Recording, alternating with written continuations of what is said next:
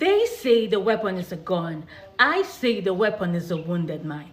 They also say weapon is gone, but I say the wounds remain. Because conflict does not only end when the gun becomes silent. Sometimes the longest battle begins inside the mind. The loudest wounds is sometimes the ones we cannot bear. The gunshots may become silent, but the wounded mind can continue fighting long after. Because conflict does not only destroy buildings, it enters hearts, it enters homes, it enters the dreams of children. I am Dr. Obenebob Ayukosok under the Cameroon Red Cross Society. IFRC taught me one powerful lesson: empathize first. So I listened to Buea, a city where Mondays don't have traffic, they have ghosts. Where empty streets do not always mean peace, they mean fear won. I see students carrying books like shields, but losing safe places to learn. I see children who know the sound of gunfire before the sound of opportunity. I see young people carrying invisible wounds, trauma, hopelessness, and sometimes turning into harmful coping mechanisms like drugs and abuse because their pain has nowhere to go. But I also see something else. I see courage. I see a generation that does not want to be defined by darkness. They want to become the light. That is why I apply to IFRC Limitless. Because peace is not only the absence of violence. Peace is healing. Peace is hope. Peace is dignity. Our Red Cross team charter reminds us, peace is not a dream, it is a decision, and that decision starts with us. I'm not only bringing an idea, I'm bringing a pathway from darkness to light, a pathway where wounded minds can heal, where young people can become peace builders, where survivors can become the light for others. Not just a project, a movement, not just an application, a commitment.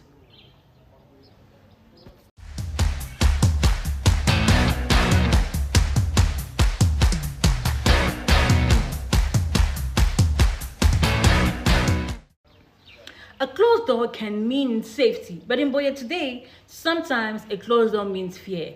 The peace challenge I want to address is the invisible wounds of conflict, trauma, broken trust, disrupted education, and lost hope among young people. They say the war ends when the guns stop, but another war continues, the war against trauma. Through IFRC's principle of empathy, I looked beyond the violence. I listened, I observed, I immersed myself, and I discovered that conflict has affected more than physical spaces. It has affected minds, it has affected relationships, it has affected the future. I see displaced children losing the stability and protection that learning provides. I see young people carrying pain they cannot express. I see some turning to drugs and harmful behaviors because trauma has become their silent companion. I see families who live together but struggle to trust each other. I hear mothers whisper, "Save us." I see children learning which sounds mean danger and which sounds mean safety. A 7-year-old can recognize gunfire from thunder, but struggle to recognize whether home is still a place of protection. Through empathy, I discovered 3 things conflict has buried. 1, silence, because speaking becomes dangerous. Trust, because fear entered relationships. And tomorrow, because many young people stopped imagining the future.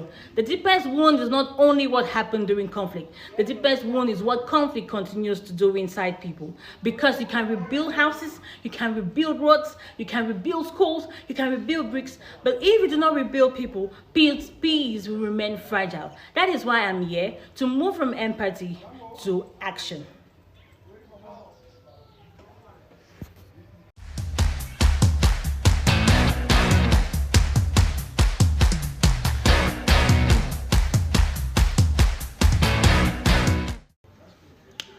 A single light cannot remove all darkness, but it can show people the way forward. My proposed idea is the Buea Peace Recovery, a community recovery ecosystem, a youth-led peace recovery ecosystem, transforming conflict-affected young people from survivors of crisis into healers, into peace ambassadors, into light ambassadors, and future builders. Built on 3 pillars. You have to heal, reconnect, rebuild. Empathy helped me hear the pain. Define helped me understand the wound. Now I propose the response. You have heal, which is restoring wounded minds, We will establish youth psychosocial healing labs, safe spaces where young people can recover through expressive therapy, art, music, drama, storytelling, emotional support, mental health awareness. Through our model, I heal you, you heal me. Young people become part of each other's healing journey, because some pain cannot be spoken, but it can be painted, it can be sung, it can be transformed. We will also integrate substance use prevention, helping young people replace harmful coping mechanisms with healthy resilience. Then reconnect, turning survivors into light ambassadors. Healing cannot end inside one room. Young people who experience recovery will become light ambassadors. They will be trained in psychological first aid, peace, communication, conflict prevention, mental health awareness, referral support, and community mobilization. They'll return to schools and communities as young leaders of hope. They will support vulnerable peers. They will promote peace before conflict grows, because the people who experience darkness will become the people who carry light.